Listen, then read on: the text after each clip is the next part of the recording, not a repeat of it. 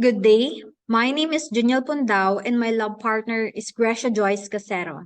Together, we will be presenting the probiotic count comparison between commercially prepared Canadian and Korean kimchi pre and post preparation of kimchi fried rice, a microbiology project conducted at Centennial College Morningside campus.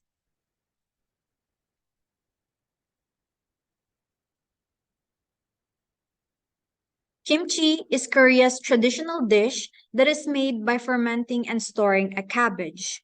The main contributor for the fermentation are Lactobacillus delbrueckii, Lactobacillus acidophilus, and Leuconostoc mesenteroides.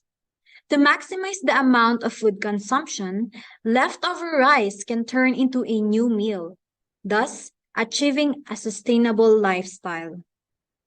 Hence, kimchi fried rice is one of the ways to reduce food wastage. Considering the heating process in cooking, the nutritional benefits can be compromised by killing off the healthy probiotics. That's why we decided to know the probiotic load in commercial Canadian and Korean kimchi, to know the probiotic count of commercial Canadian and Korean kimchi post heating, and if there is a difference in the probiotic load of commercially prepared Canadian and Korean kimchi. Materials and methods. For the phase 1, commercially prepared Canadian and Korean kimchi was bought from a grocery store. Using a Whirlpack bag, 10 grams of sample was transferred and 90 ml of phosphate buffer was mixed. It was mixed thoroughly using a stomacher, after which it was serially diluted from 10 raised to 1 to 10 raised to 10 colony forming unit per grams. In duplicates, it was spread plated using a PCA and MRS agar. It was then incubated at room temperature for 1 week aerobically and another 1 week anaerobically. Canadian kimchi showed an excellent probiotic lactobacillus count of 5.0 times 10 raised to 7. That's why we decided to choose Canadian kimchi to proceed to phase 2. The phase 2 is the cooking of kimchi fried rice, wherein the lactobacillus bacteria will be challenged under heat. 10 grams of sample was weighed and transferred into a Whirlpack bags, after which 90 ml of phosphate buffer was added. It was mixed thoroughly using a stomacher. It was then serially diluted from 10 raised to 1 to 10 raised to 10 colony forming unit per grams. After which, using duplicates, it was spread plated on PCA and MRS agar. It was then incubated at room temperature for 1 week under aerobic condition and another 1 week for anaerobic condition. And for the results, phase 1 result is for probiotic count of kimchi pre-cooking kimchi fried rice. In this phase of the experiment, we will determine the probiotic count of both Canadian and Korean kimchi on TSA and MRS agar if they will produce a value that's close to 10 raised to 8 to 9 that was determined by Park and Jong in this study in 2016 that the lactobacillus count of lactobacillus bacteria in fermented kimchi is 10 raised to 8 is to 9.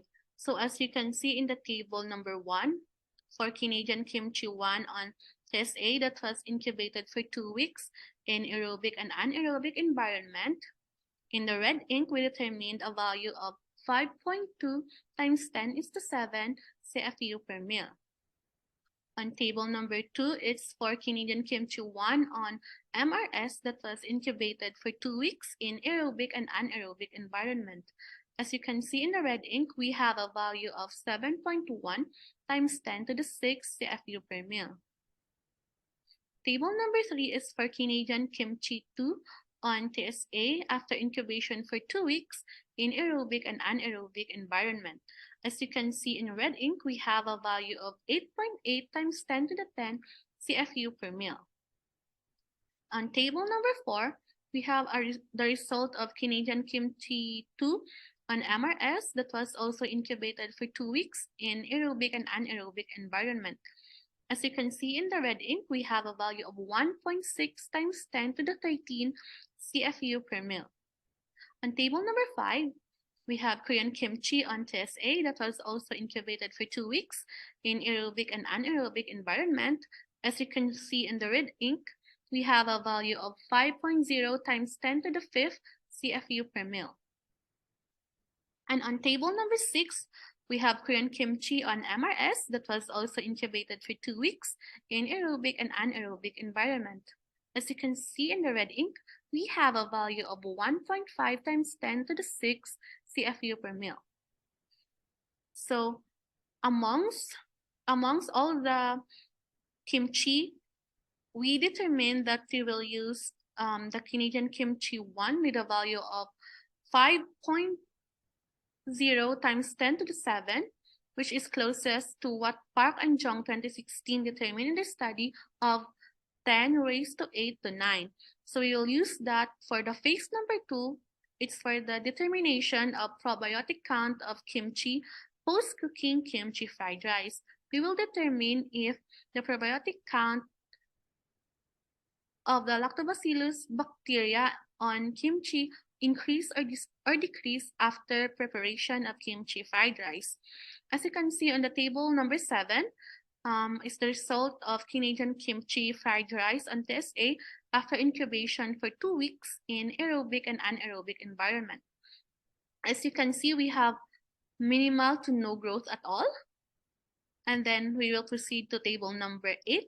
It's for Canadian kimchi fried rice on MRS that was also incubated for 2 weeks in aerobic and anaerobic environment.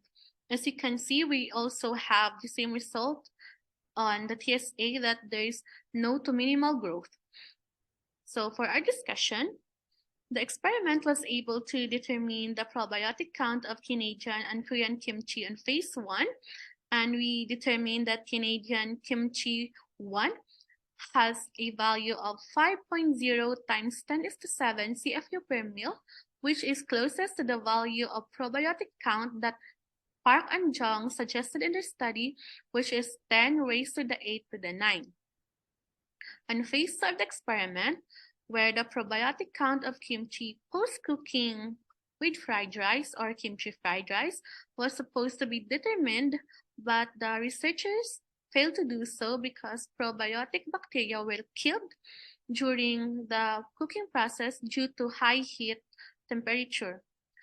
According to Brett and Costello 2004, the vegetative cell of lactic acid bacteria used in vegetable fermentation are practically destroyed by heating to 71 degrees Celsius or 160 degrees Fahrenheit. The experiment provided new evidence that the kimchi may smell or look like fermented but do not contain live probiotic bacteria, which are necessary to provide good gut health. This study is also limited to kimchi and not other fermented vegetables. Thus, the results may not be generalizable to all fermented products. And for our recommendations, we recommend that label claim, optimum time, and temperature are recommended and should be taken into consideration when cooking the kimchi fried rice in order to not kill the probiotic bacteria and be able to determine if probiotic bacteria count pre-cooking increase or decrease post-cooking kimchi fried rice preparation. Further studies are necessary in order to determine the right storage and transportation of kimchi fried rice under appropriate conditions to preserve the probiotic count, as well as to try other methods in determining the probiotic count, such as PCR, in order to successfully derive the expected result of the experiment. Our references. That's all we have for today. Thank you.